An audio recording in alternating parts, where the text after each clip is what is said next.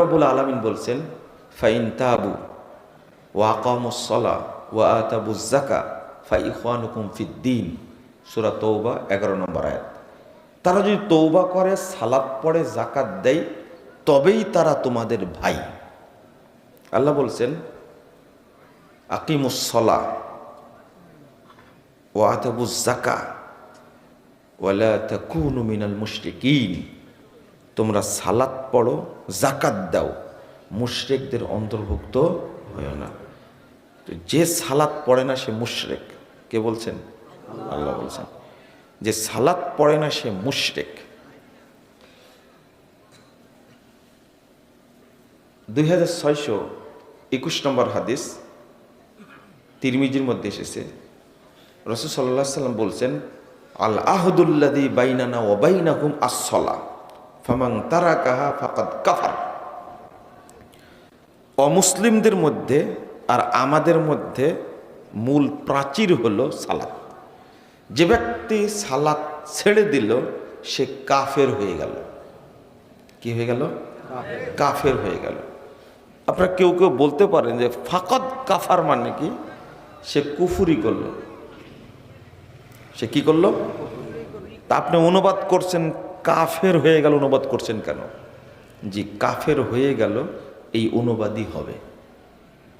কারণ সাহাবীরা বুঝতেন ফাকাদ কাফারা মানে কাফের হয়ে গেল। ইবনু মাসউদ রাদিয়াল্লাহু আনহু বলছেন, এ দেখেন, লাউ তারাকুহা, তারা যদি সালাত ছেড়ে দেয়, লাকানু কুফারা, তাহলে তারা কাফের হয়ে যাবে। পারলেন? এবার পেয়েছেন দলিল? যদি সালাত ছেড়ে দেয় কেউ তাহলে কি হয়ে যায়? কাফের হয়ে যায়। কুফরি করলো এটা না, কাফের হয়ে যায়।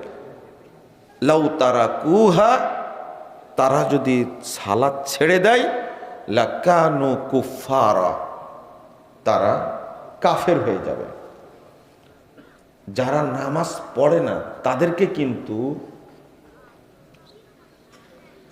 বেনামাজি বলা যাবে, তাদেরকে অমুসলিম বলা যাবে না, তাদেরকে বিধর্মী বলা যাবে না। কথা কি বুঝতে পারলেন? যারা নামাজ পড়ে না তাদেরকে বিধর্মী বলা যাবে না, তাদেরকে অমুসলিম বলা যাবে না। কারণ বিধর্মী অমুসলিমের চেয়ে অনেক গুণ বেশি খারাপ বেনামাজিরা। কথা বোঝা গেছে? বেনামাজিরা অমুসলিম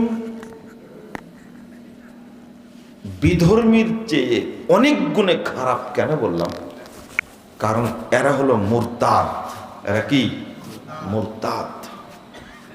বেনামাজিরা মুরতাদ, কিন্তু অমুসলিমরা মুরতাদ না। খুব ভালো করে বুঝেন। মানে বিধর্মীদেরকে হত্যা করা কি ফরজ? অমুসলিমদেরকে হত্যা করা ফরজ? আর দেশে বসবাস করে, তার অধিকার আছে বসবাস করা, তাদেরকে মারবেন কেন? ওরা নরমালি কাফের, অমুসলিম, বিধর্মী তারা। কিন্তু এই বেনামাজি কাফের হলো মুরতাদ। মুসলিম সরকারের উপরে ফরজ হলো কে হত্যা করা, কারণ মুরতাদ হয়ে গেছে। কি হয়ে গেছে? মুরতাদ হয়ে গেছে। তাকে হত্যা করা কি ফরজ।